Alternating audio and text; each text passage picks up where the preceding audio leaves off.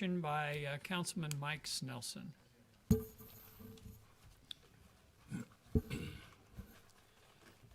Our Father in heaven, we invoke thy blessings to be here with us tonight. We're thankful for the opportunity to be here as a community.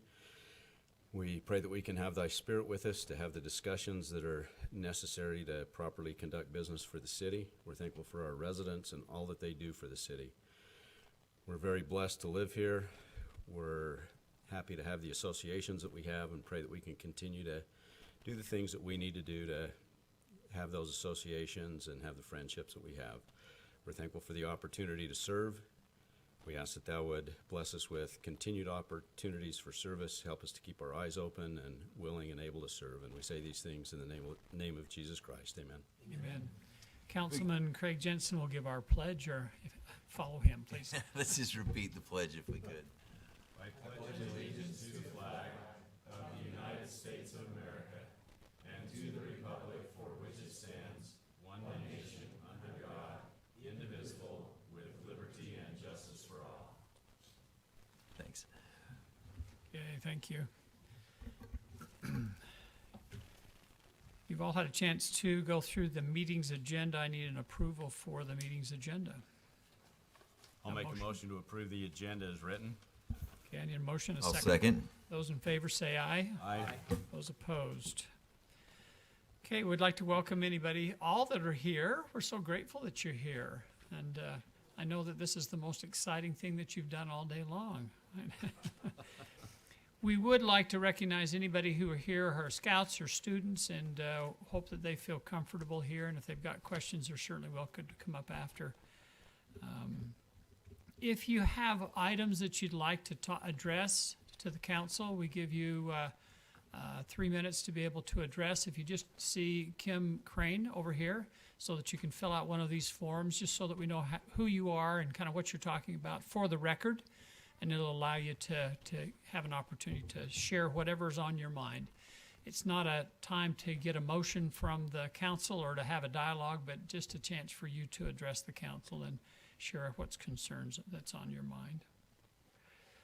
All right, first of all, we have our ceremonial agenda. We would like to invite Kevin Graves up to give a presentation. Thank you, Mr. Mayor. Long time no see. It's been wonderful to be here. It's my privilege tonight. This year is the 50th anniversary of the graduating class of '73, and so we're celebrating at Art City Days this week, this Friday and Saturday, and we'll be riding in the parade and having a lot of fun this week, and so we're looking forward to that. We're here to recognize something of significance to this community tonight. And I want to start by telling a quick story. Returning home from serving a mission, I found myself a little tight on funds and looking for a job to get some funds to be able to put some tuition down to go to college. And it was a big deal in those days, a really big deal to be able to start college. And during those 2 years, I had a mother who had taught piano lessons all those 2 years. And when I told her I had to go find a job so I could go to school, with tears in her eyes, she handed me a little envelope and it had $100 in it. And she says, "You can start school now." That was really powerful. And stepped me ahead. 20 years ago, we had a reunion up in the mountains of our class of '73, and we had discussions about being able to help others start that same way. And we began to formulate some plans of creating a scholarship fund for the Springville High School students who might have a need for a good start in the right way.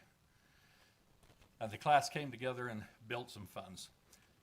Interestingly enough, during that same period of time, Julie Peterson Campus's son had been called on a mission. She decided she needed to go back to work so she could help fund that mission. And they built a t-shirt and the monogram station, which you see every year at the football games and basketball games and here.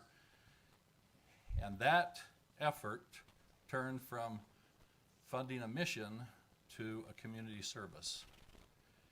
And that community service has funded scholarships for a lot of students at Springville High School. And I would like to recognize tonight, Julie's gonna kill me because this is a surprise to her.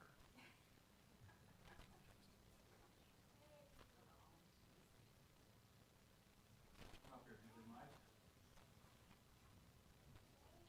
This is the Kappas family.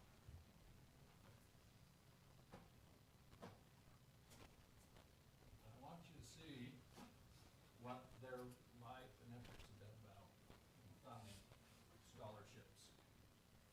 Their whole family's involved, along with the class of '73, and now Springville alumni. And we are so grateful. That's great. Something that really touched me Thank you. is her husband, Steve, passed Very away nice. years ago at the parade. Oh, I remember that, yeah. But look at the ceremony at the gravesite. Look at the Springville Red Devil paraphernalia that's continued to fund scholarships for our Springville High students. Micah, Julie, we're gonna present this Friday night Oh, geez, as well. thanks. That's so nice, thank you.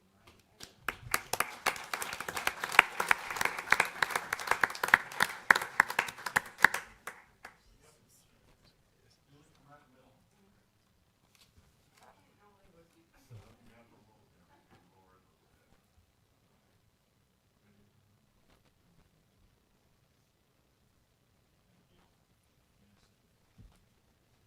I've asked Mike Hanson, who chairs now the Alumni Scholarship Fund along with Julie and a number of others, to give you the last final synopsis of the impact of our scholarship fund and ask for the commitment of this council and the city of Springville to fully embrace and endorse what we're doing. Mike?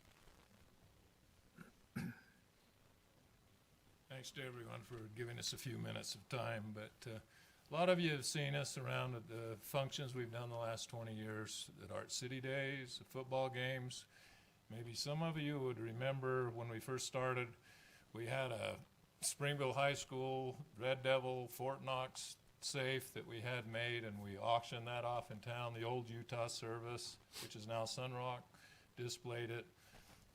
It was a raffle, and I believe it was Mark Fulmer that won that safe, and he displayed it in his business here in Springville. So that was one of our starting fundraisers. But when we established this fund 20 years ago, we had no idea what we was getting ourselves into. But we first of all had to establish a C501c3 tax exempt status, which we did. And we thought, well, now where do we go from here? So we established bylaws. We designed committee members, designated committee members. We assigned positions. We kept minutes of the meetings. We established scholarship guidelines so students could apply for scholarships. And most of our fundraising over the last 20 years has been with the Art City Days booth that we're here every year with, the home football games, and we do Springville Red Devil apparel, which you've seen all over town. We have sold lifetime memberships at one point. They were $150 a piece. Many people bought those. We've had a few personal donations. This year, we've had some of the ladies make a very nice quilt, which you're going to see be raffled off in the city, and we're going to have these advertised all over the city. We're going to hand out pictures and things at the parade, so people that are willing to help us can do that. And we have Roger McDonald, who is a member of our class, who is quite an artist, has donated a Western themed painting, which is spectacular. So we're going to auction that off as well. At one point, we did mailers to every business in the city of Springville and Mapleton, but that really didn't go over too well. We needed to probably meet face to face. So just that's kind of a little history of our fundraising. We're here tonight to request the help of the city council, as Kevin mentioned, to recognize organization and give input anywhere you can to see if you can help us bolster what we're trying to do. We're trying to make this a self-funding program, and that's been our goal for 20 years. Most of our monies go out to the scholarships. We've given 84 scholarships over 20 years, and it amounts to $57,000 year to date. So we think that's tremendous, and we hope, people of Springville recognize that. We sometimes run into opposition. The last few years, we've noticed that the high school has approved some other third-party vendors which go out and do kind of the same thing we're doing, but they're our competition now, but theirs is for profit, ours is for nonprofit. So that's kind of a stick in the side, but it's a free enterprise system, so what do you do? So just thought we'd bring that up. So really what I would like to do is see if we can ask that you guys could keep your eyes and ears open. If you see any way that you can help us, give us opportunity.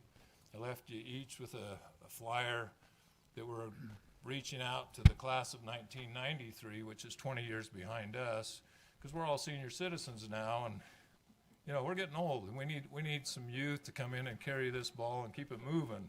So that's our goal, and we hope that they can jump in and help us, and we would welcome any class. We have quite a few classes helping us right now. And I gave you a list of all the scholarships that we've handed out. I'm not going to review that, but just want you to know that it's been very fulfilling to see these students, when they come and receive their checks to the college or the institution of their choice, we make that check out to the institution once they've registered and request it. But they're just thrilled, and some of the parents that don't have the means or the ways to help their children, they have tears in their eyes. So, in closing,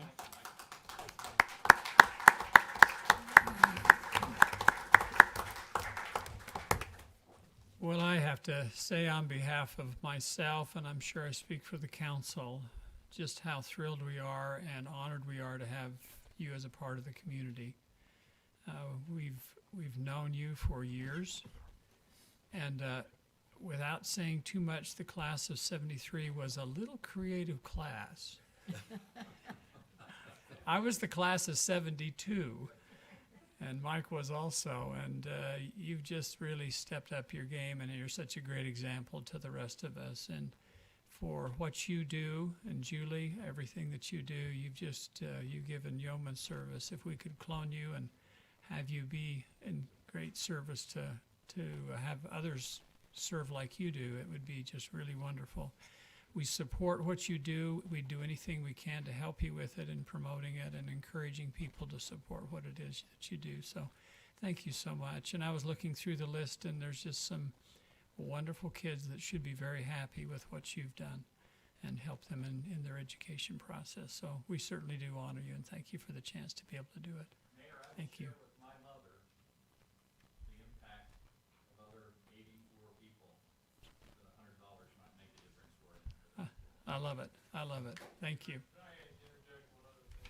One thing I've forgotten to mention, I wanted to ask council, I don't know if this is possible or not, if there was any relief for our space at our city days, and the electricity for our lights at night. We're a nonprofit, tax exempt for Springville High School. It's not a big amount, but every little bit helps go toward the scholarships. So I don't know if that's something that's doable. We appreciate it, and we'll certainly take it into consideration, have a discussion about it. So, okay, thank you very much. You bet. Absolutely. Thank you for being here. Okay, Stacy, apparently the week is on us, and it's rocking and rolling.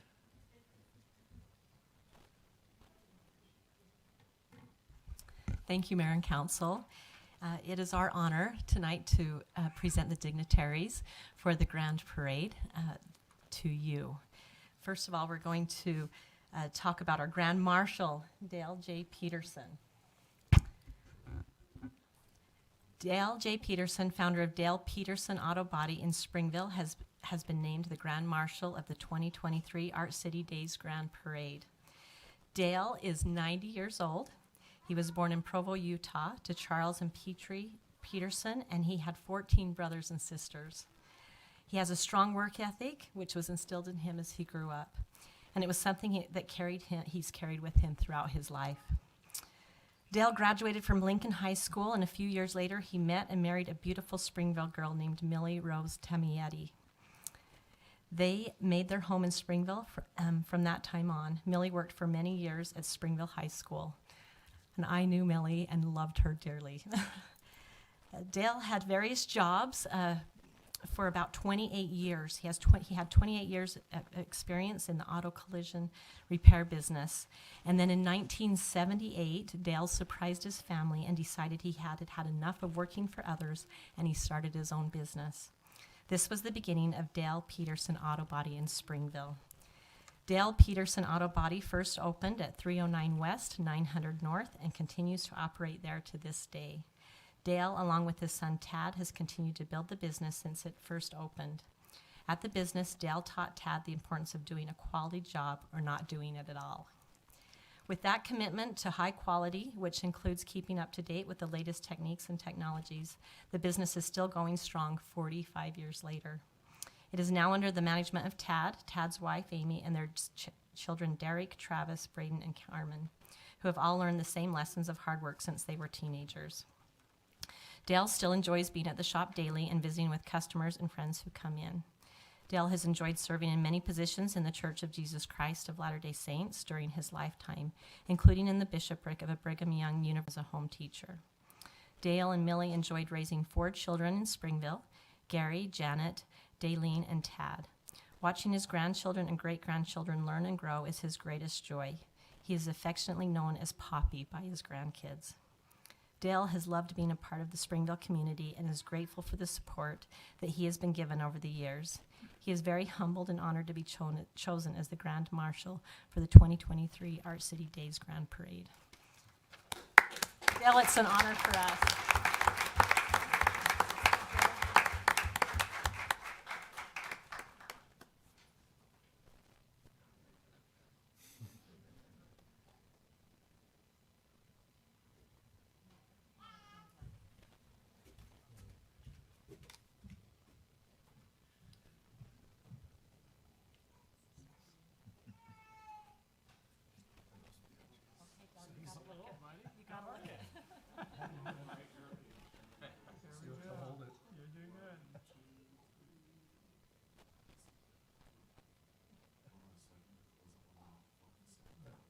Anything that beautiful.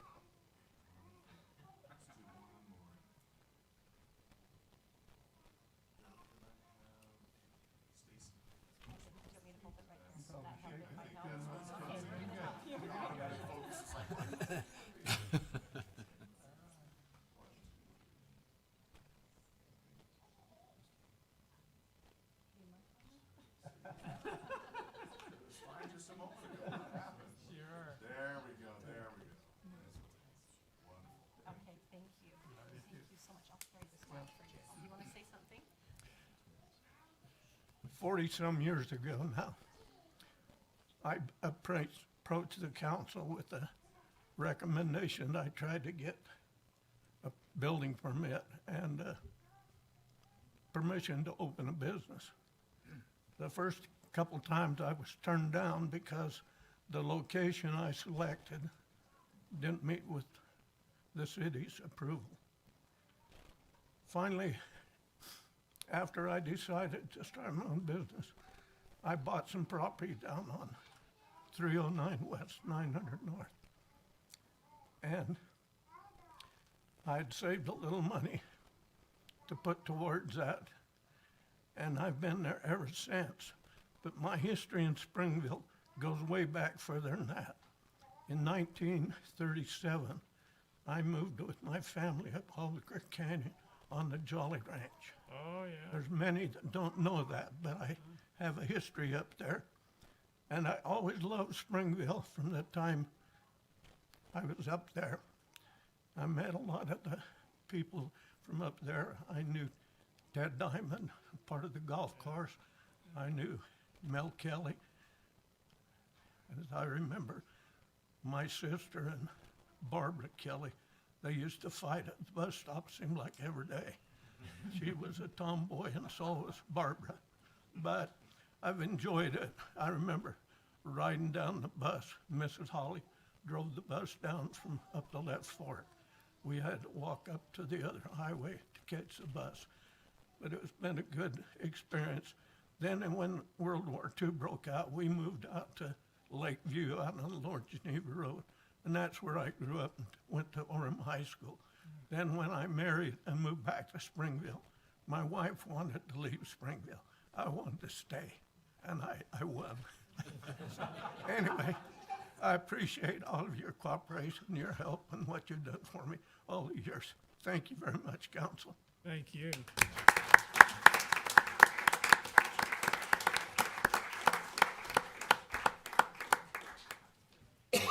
We love the Peterson family. We really do. They're just great people. In fact, while Heidi's getting ready, so I hit a semi-truck brake shoe on Echo Canyon, just headed toward Evanston, Wyoming last year. And who did I call? That's right. They rescued me. They came all the way out there, hooked it up, and went, man, you do have a problem. And tore my transmission up, but they rescued me, so we love the Petersons. So do we. They've seen many of our cars the last year. Right. Mayor and Council, I am here to talk about the 2023 Business of the Year, which is Copies Plus Printing. Copies Plus Printing, Inc. has been named the 2023 Business of the Year by the Springville Mapleton Chamber of Commerce. Mike and Sharon Ewing opened Copies Plus Printing in Springville in June of 1984. In the 39 years since they opened, the business has grown from a one-man show with only one small copier to a fully staffed printing facility serving not only Springville but also all of Utah County. They also serve many customers in Salt Lake County and even have customers outside of the state of Utah. All the while, Copies Plus Printing is kept up with the most current technology available. The business was selected as the best printer of Utah Valley in the Daily Herald's Best of Utah Valley Reader's Choice Award for 10 years in a row. All four of Mike and Sharon's children have worked at Copies Plus Printing. Many of their grandkids have also worked in the family business. Other employees have joined the staff over the years, each one assisting in the company's goals of caring for customers and providing outstanding service. These competent staff members, both current and past, have helped make Copies Plus Printing what it is today. Their staff has always been considered part of the Copies Plus Printing family. Copies Plus Printing is a full-service facility with an outstanding graphic design department, full bindery services, and an efficient shipping department. They can take your project from an idea to a finished product you can be proud of. The driving force of this business has always been working with the best customers in the world. Copies Plus Printing has given decades of service to the citizens of Springville and Mapleton. As a lifelong resident of Springville and Springville High School Red Devil alumnus, Mike Ewing has given back to the community with donations to Springville High School, the Springville Museum of Art, the Springville Historical Society, the Springville Kiwanis Club, and Chamber of Commerce, and many other organizations. Many young men and women have been the beneficiaries of the Ewing's generosity as they have sponsored student athletes, sports teams, various clubs, Miss Springville candidates, and Eagle Scouts. Looking to the future, Copies Plus Printing will continue adapting to the ever-changing printing industry. Whether you need letterhead and envelopes, business cards, carbonless forms, marketing materials, education curriculum items, athletic sports guides, family histories, graduation or wedding announcements, they stand ready to make the process simple and create something you can be proud of. So congratulations to Copies Plus Printing.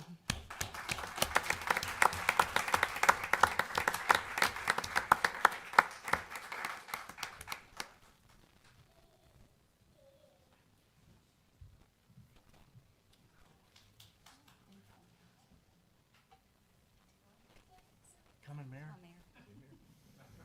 I dressed up just for you and my.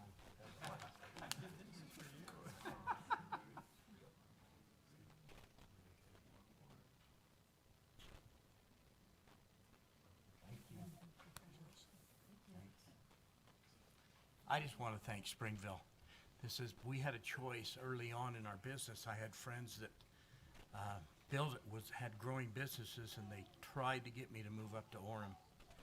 And they were successful up there, but I was bound and determined to stay here in Springville. And Springville's been good to us. It's neat to see all these employees that used to work for us years and years ago now come back with children and share their experiences. So thank you, Springville City, for shopping local and helping keeping us in business. Well, we Thank you. appreciate you We being love you. here. And we tried to count how many employees we've had in these years, and we got to 200 plus, and we can't remember the Isn't that rest. amazing? Wow, thank you.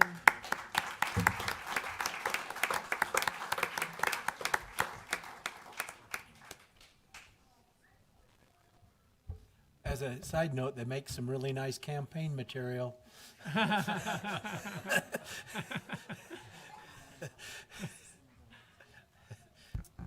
I get the exciting opportunity to announce the 2023 resident artist, and that is Teresa Anderson.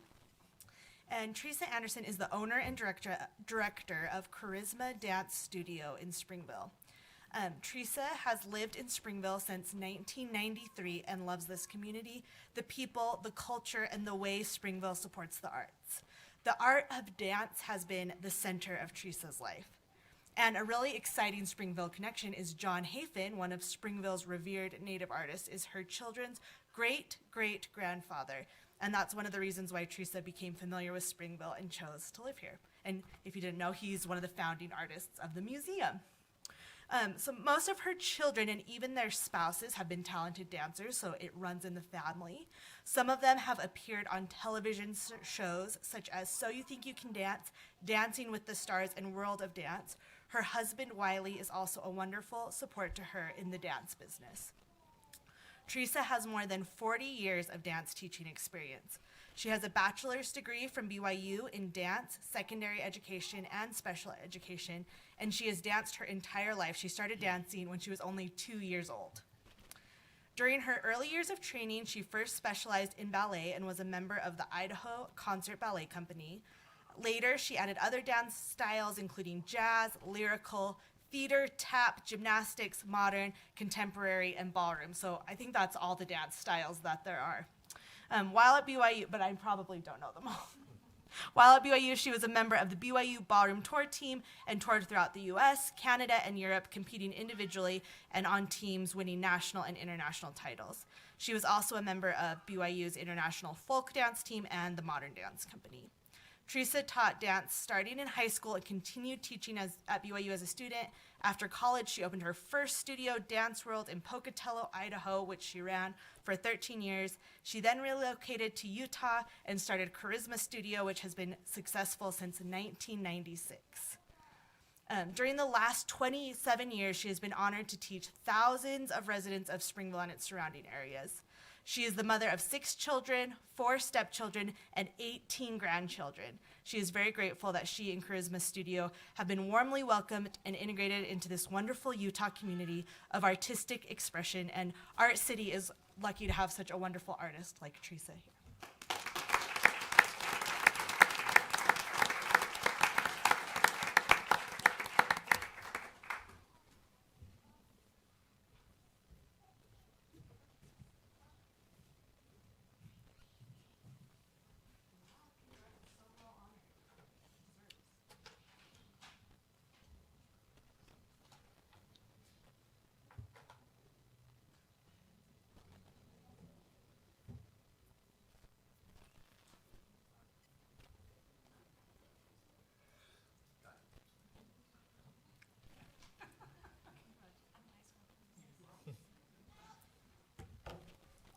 Well, thank you very much. I'm very humbled with this honor.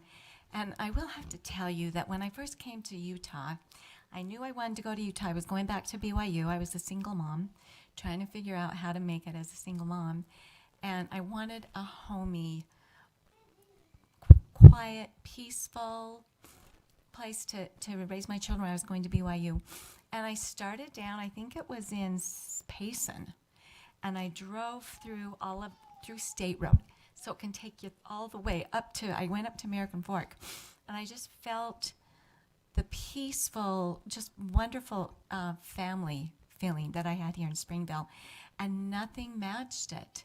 And it has always really been my home. Even though I grew up in Pocatello, I've been here a lot longer in my adult life. And I feel like this is home.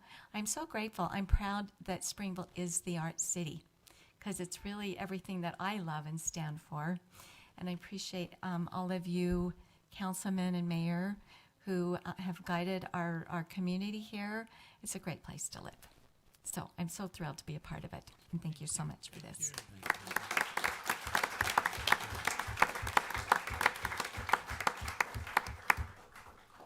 Mayor and council, it's my privilege tonight to introduce the Gina and Kent Wolf Springville Citizens of the Year. So our Citizens of the Year this year are Kent and Gina Wolf.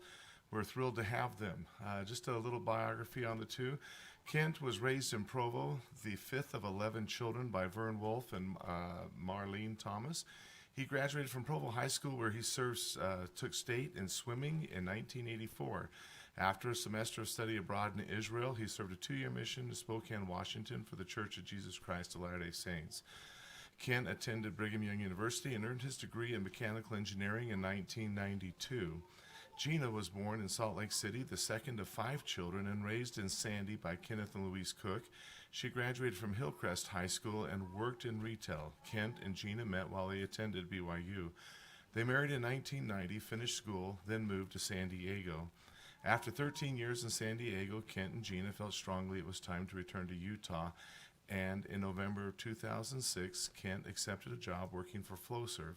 Kent is now a global product resolution engineer at Flowserve here in Springville. Kent and Gina have lived in Springville for the past 16 years. Their children are Brianna, Julie, Gavin, Heather, and David, and they have 3 granddaughters and a grandson. Gina has spent 20 years volunteering in the Wolf's Kids School classrooms, coaching and serving in various PTA capacities. Gina is currently an SHS Key Club advisor. Gina has worked for more than 14 years at the Springville Museum of Art. She is currently the events coordinator and has helped hundreds of couples arrange for their wedding celebrations at the museum. Kent and Gina have been members of the Springville Kiwanis Club for 11 years. Kent served for 2 years as president during the pandemic and helped Kiwanis open the Springville Food Pantry. Through the Kiwanis Club, the Wolves have worked at and helped manage the Kiwanis Scone booth during our city days, which raises funds for Sub for Santa. They have also participated in and helped organize the Kiwanis Community Food Drive and Sub for Santa event each December. They have loved working alongside hundreds of students and many community volunteers.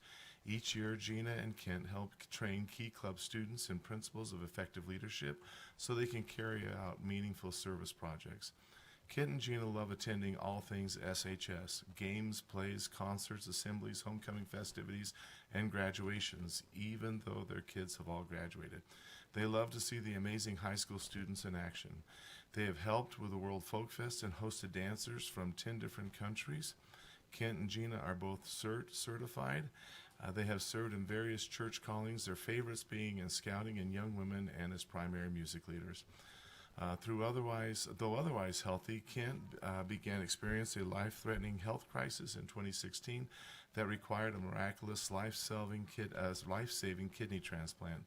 This increased both Gina and Kent's outlook regarding the deep value of faith and relationships with people. They love the Springville community spirit and the people who make Springville the greatest place to live. May I introduce Kent and Gina Wolf.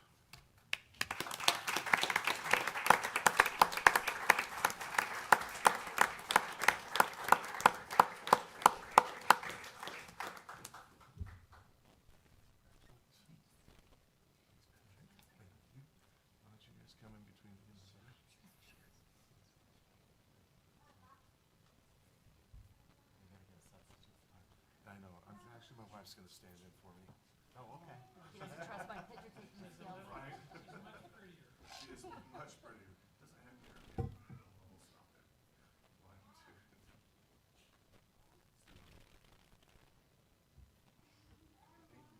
1, 2. Patrick,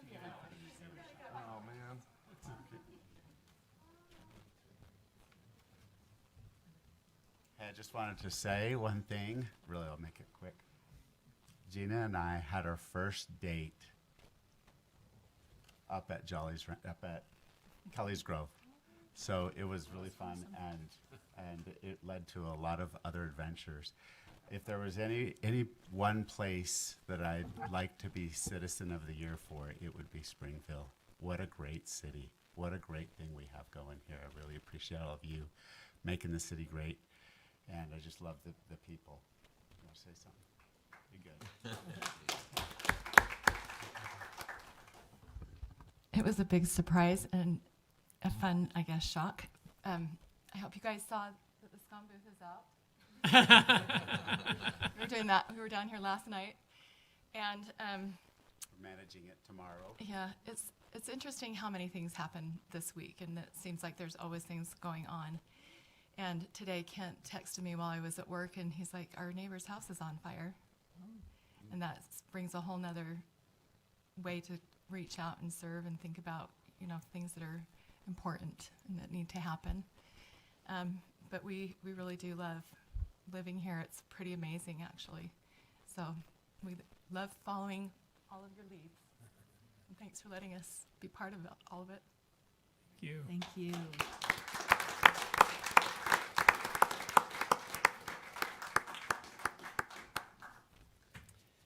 Okay, wonderful. Well, enjoy the week. It's great.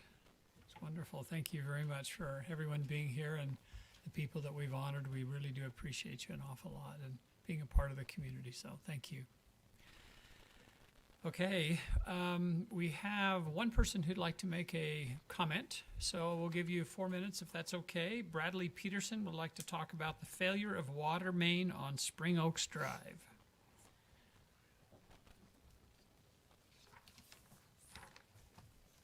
Gee, after hearing all the excellent presentations and have Dale show up, and I figured I was the oldest one here, 78.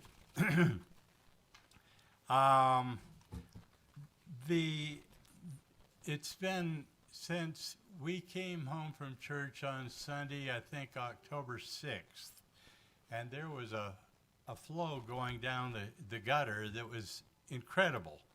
And we wondered, what in the world? And then the more we looked into it, we found out we couldn't get through our garage into the house. And you'll see, I've printed pictures of everything.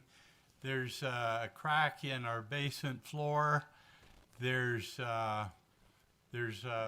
graphic. There's sinkholes in my yard and the low yard next door, and I understood that was speculated that there'd been ground movement and that the Utah Geological Survey personnel would have to come and look and draw their own conclusion. And I have a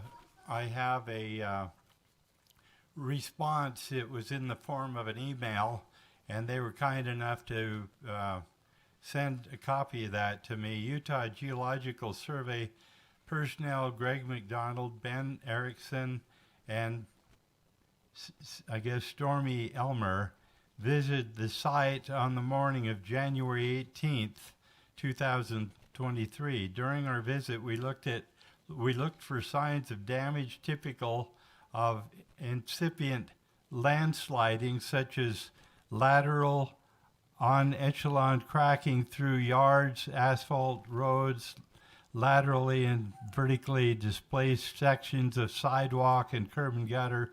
We observed no damage to the road, sidewalks, or curb and gutter. There was a large dip in the road, apparently where the water line was repaired. I might mention there were 5 separate breaks in that water main. And the pictures tell the story. I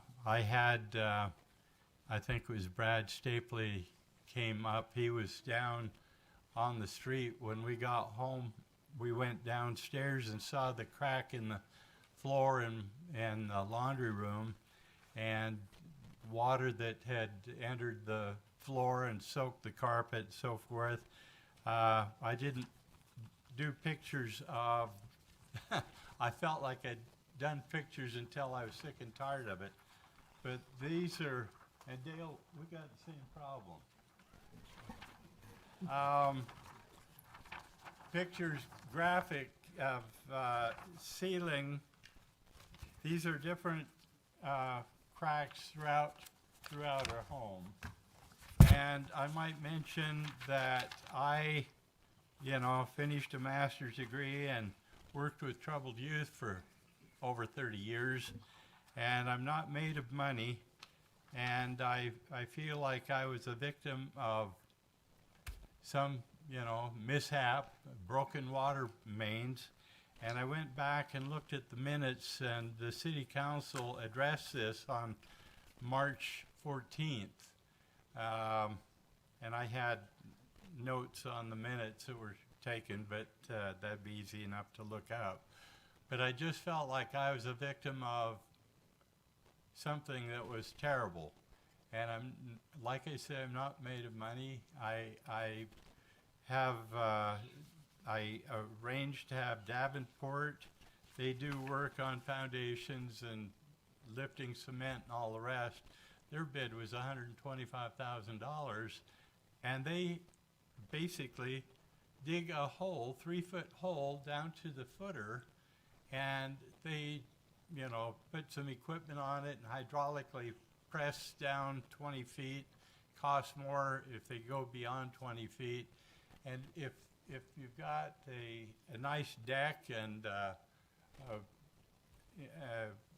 was going to say pergola, but anyway, covered deck and all the rest and sprinkling system, they walk away. They don't do any repair work. They leave the holes and all the rest. And so, needless to say, their bid for $125,000 was a drop in the bucket compared to what it would be to, sure, they came in with the transit and shot it different ways, and they said, well, you've got a difference of two and a quarter inches between one end of your house and the other end. And you can see the sinkholes. I went and got 2 truckloads of dirt, and I shoveled it in to fill the hole because I've got a boat that sits on the side of the driveway, and it came from North Carolina, and I was hoping to use it this year.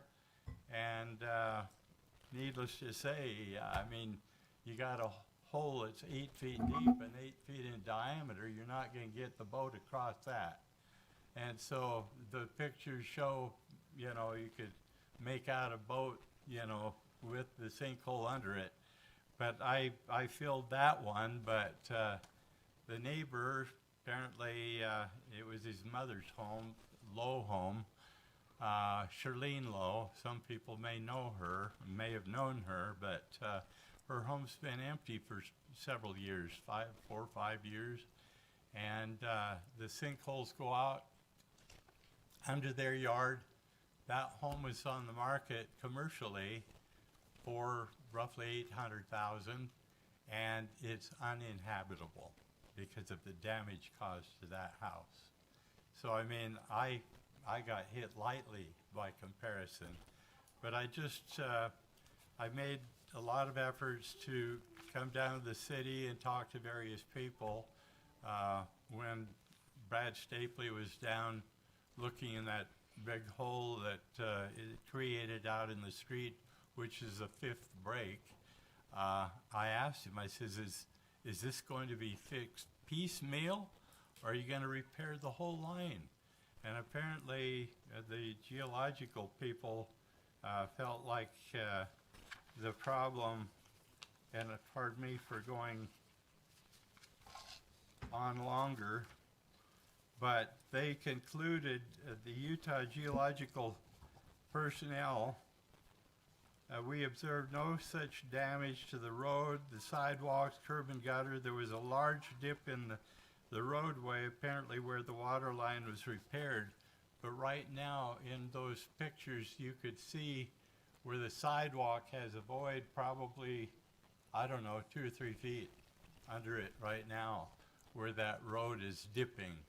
And, you know, that's gone unaddressed.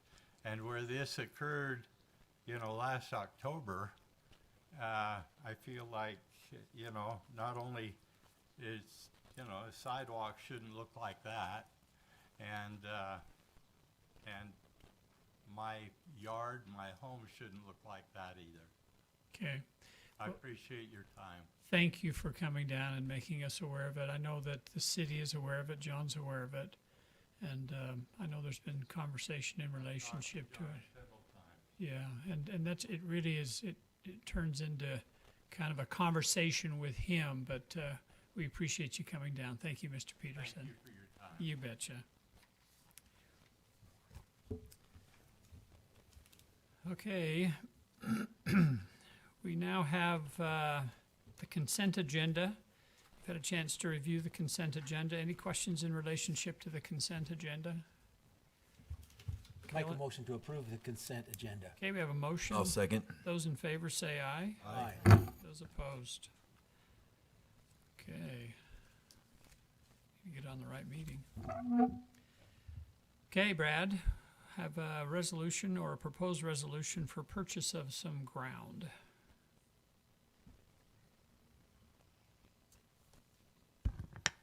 Thank you, Mayor and Council.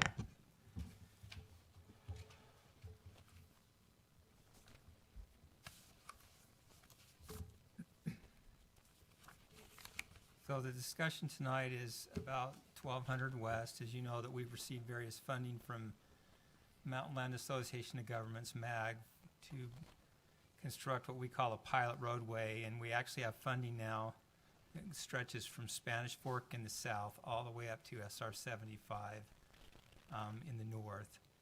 And so we're in the process. Some of those sections have been completed. We're in the process of getting land right now between about 250 north and 550 north. This is the Condi property. And so the segments that we're focusing on right now is the red line through here is to get this roadway through from 400 south northward. Within that is the Condi property, which is in this area right here. Tonight we'll be talking about the area that just came in purple. It's land that's adjacent to, well, it actually is part of the Condi Farms property.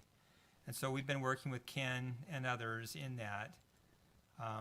We actually had an appraisal done on the property.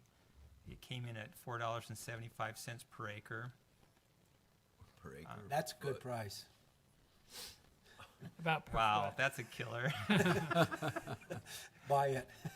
That's interesting, yeah. So we're good. Per square foot, I can't believe I did that. I've been over this so many times. So, I know Kenny's a It's smart good Ken's businessman, not but he here. ain't gonna go for that. I can't believe I did that. Oh my heavens. I almost want to do that right now. Anyway, $4.75 a square foot. And so we've done a design. We've got a design there for the roadway. We've gone through a few iterations to get the best alignment that works well for the future of the Condi development whenever that comes. And so the cost at that $4.75 per square foot is about $306,000. That's really the entire presentation. So remember, the funds that are paying for this are MAG funds. They're not city funds. And so we've worked with Ken on this. He's ready for it. We've got a property agreement, a resolution. Everything's in order to go forward with this. Okay, questions for Brad? Just how soon, once this goes through, will we start seeing ground moving on that north of 4 South? So this is between 250 north and 550 north. Yeah. What we're talking about now. Do I think we'll break ground this summer? Depends. I don't know. We're pretty close on the design. We'll have to see how the bids come in and how the contractors have their availability. Yeah. We're working also from 4 South northward towards Center Street. Yeah. On the properties there, we're in negotiations with some of the property owners there, working through. That's the first step. We do have design work from 250 north, that's at the bottom of the screen here. Going down, we also have design work going on there to get to Center Street.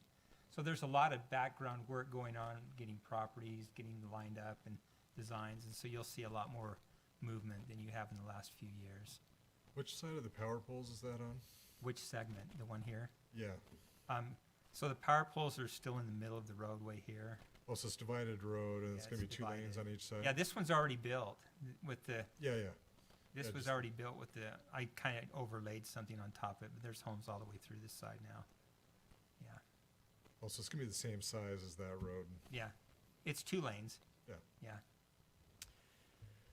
Okay, because of the nature of the business, we need to open this up for public hearing.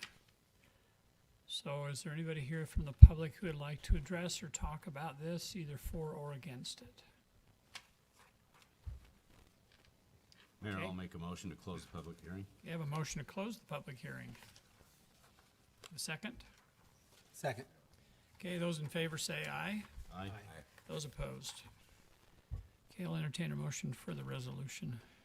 I'll make a motion to approve resolution number 2023-20, authorizing the purchase of portions of Utah County parcels 23-032-0090, 23-032-0091, 23-032-0092, for a total of 1.482 acres from Condi Farms Incorporated for right-of-way purposes for the future 12th West Roadway Corridor. I'll second. Okay, it's a roll call vote. Mr. Snelson? Yes? Mr. Miller? Yes. Ms. Crandall? Yes. Mr. Jensen? Yes. Mr. Sorensen? Yes. Okay, very good. Brad, you're still up. We have a conveyance of a water easement. I sure hope I don't have an error in this one. If not, I'm sure somebody will catch it. So the area we're looking at here, this is Bartholomew Pond, and we're talking about the West Osler property right here. And so a little bit of history going on here. In 1946, some of you might remember that, right? Mike does. You just told everybody we both graduated at the same time, Mayor. Yeah, but you were held back a lot. Anyway, in 1946, Burt Springs was a water source for the city, and they actually had a main pipeline that flowed gravity. This is the Burt Springs area right here. It went across the alfalfa field was here, and it went across and it went into town. The city just recently discovered that there was actually a water easement on the properties going along that water line. And so as part of that, we looked into, the pipeline has since been abandoned. And in fact, now you can see I brought up the water service. The Burt Springs is actually pumped up to our Hobble Creek tanks here, and that's where it's released into the system, various water mains going. And so we don't need this easement. Wes is looking to possibly have a flag lot to come and down and develop, and that easement would be in the way of placing a structure. So we don't have a need for that easement. So in reality, we went through and I got this one right. It's $575 a square foot is what the appraisal came in at, and we're looking at an easement about 9,000 square feet here. Now the easement extends in both directions, so we're gonna have to do a little bit of survey work to get rid of this segment of the easement. But the plan, the future plan going forward is the homes towards town, so coming westward, as the easement moves along there, the homes that are along that stretch are the homes that are on the low side of Canyon Road. And they're not sewered. And so we can follow that line, that low side, with the sewer line coming down and allow them to sewer down into it instead of having to pump up to the street. And so as we get to the point of making that change for the sewer, we will trade the water easement that's there on their properties for a sewer easement a little bit lower on their properties and run a pipeline along that area to allow them to get sewered. Wes didn't need that because he's the first home, and he can connect right in this corner of his if I can get this, he can connect down in the corner of his property where that sewer line would be going. And so, does that make sense? The sewer line's going towards the west. So that's why he chose to buy it out versus trade it. And the property to the east doesn't need that sewer easement. And the one to the east doesn't, because there's a roadway right there with a sewer line in it, and they're already connected to the sewer. Does that make sense? Yep. And so we're looking long-term here, so it's a little bit of survey work we're gonna do, but in reality, that's basically the whole presentation here, is we're just getting rid of that, and he's buying that, and he's paying the city $18,615 for that. Okay. Questions about this easement for Brad?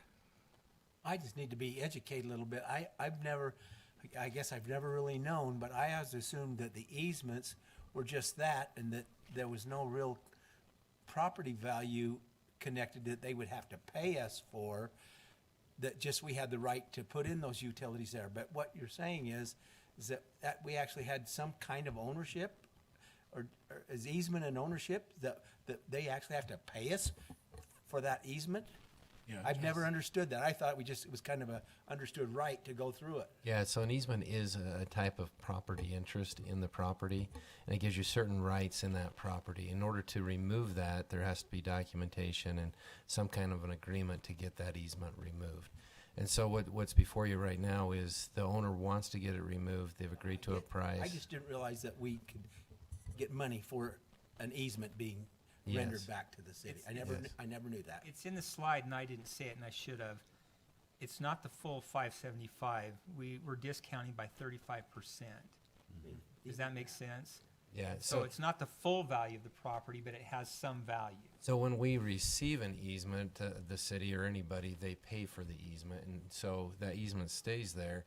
And in order to get it removed, there has to be some kind of agreement. In this case, the agreement is he'll pay money and we'll remove the easement. It's never too late to learn something. I mean, that's an important thing to learn and to think about as we talk about like trail easements on people's property. They're actual property rights, and that's why there's litigation over them, and the city's either purchasing them, or when we ask people to give them to us, there's a value to that, and that value therefore becomes part of, in essence, the compensation or the demands the city's placing that needs to be weighed out to make sure the development demands are fair. Okay. Good question. Very good. Okay, I'll entertain a motion then for a resolution. Died for lack of a motion. Make a motion to approve resolution number 2023-21, authorizing the release of a Springville City water easement on Utah County parcel 26, colon 007, colon 0162 to Wes Osler, owner of said parcel. Yeah, motion, I have a second. I'll second. Roll call vote, Mr. Jensen? Yes. Mr. Sorensen? Yes. Mr. Miller? Yes. Ms. Crandall? Yes. Mr. Snelson? Yes. Okay, very good. Item number 7, Carla's not here in relationship, is it Josh? Okay, you're on. In relationship to a ordinance and zone map amendment to a piece of property on 4th South.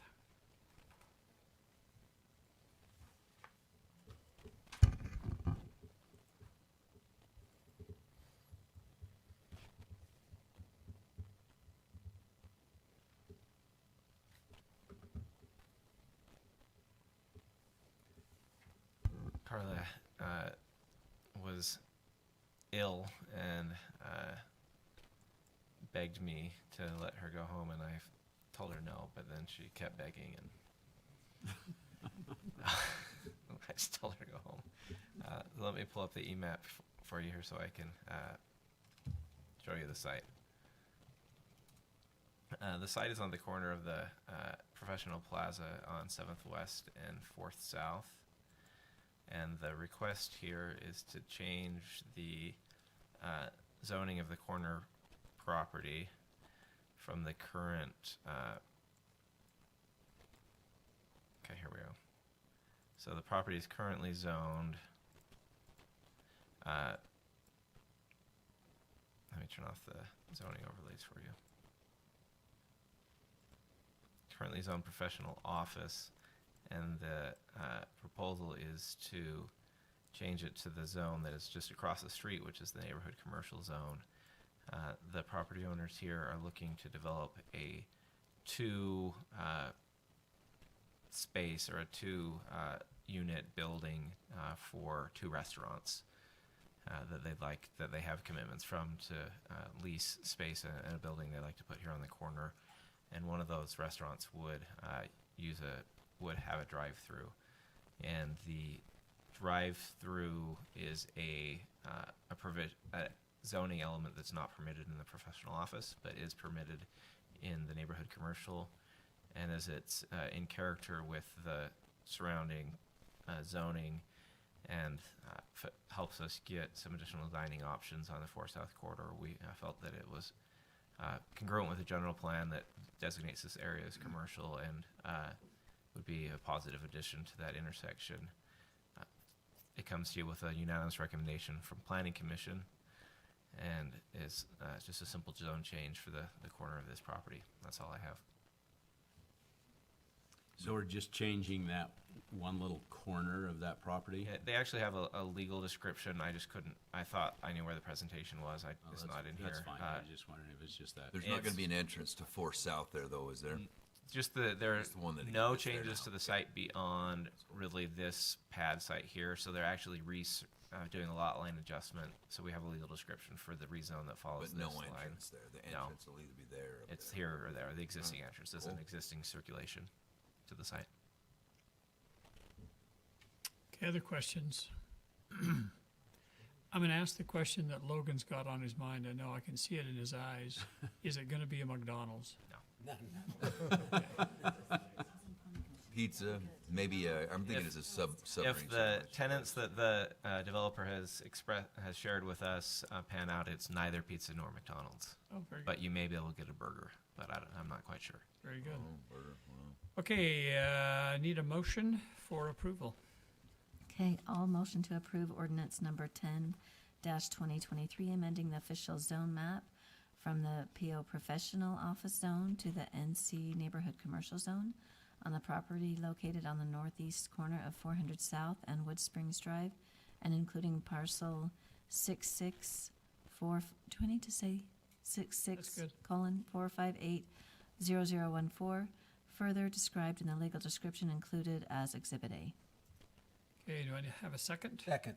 Okay, it's a roll call vote. Mr. Miller? Yes. Ms. Crandall? Yes. Mr. Snelson? Yes. Mr. Jensen? Yes. Mr. Sorensen? Yes.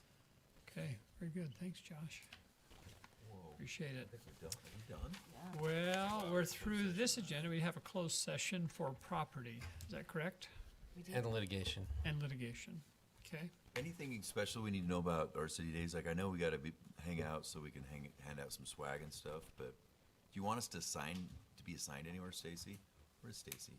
Oh, she had to Well, leave. She had an Art City Days event she had to go to, Right. and her son's playing at UVU Stadium right now, so she's trying to do both. She did send us an email. I don't know if you saw it, Yeah. asking us which events would So be she- to and approximate times and things. Did you guys respond with like which ones you're going to and stuff? I Like, did. Because there's a lot of events. Yeah. It's like if I just go to the ones we that need I to can go to. Yeah, I I- don't know till, Like the balloon. Oh, you're just Hey, I'm like, not going you don't know till you're there, is what you're saying? Yeah, I exactly. except for the parade Yeah, I and the feel it. concert. I know a couple of them for sure. Okay, so I need a motion to adjourn to a closed session. And I'll make a motion to close the regular council meeting and go into closed session for property and litigation. Okay. Second? I'll second. Those in favor say aye. Roll call, Mayor. Roll Oh, call. sorry, roll call. Sorry. Mr. Sorensen? Yes. Mr. Snelson? Yes. Mr. Jensen? Yeah. Yes. Mr. Miller? Yes. Yes. Okay. I got the J. Jay.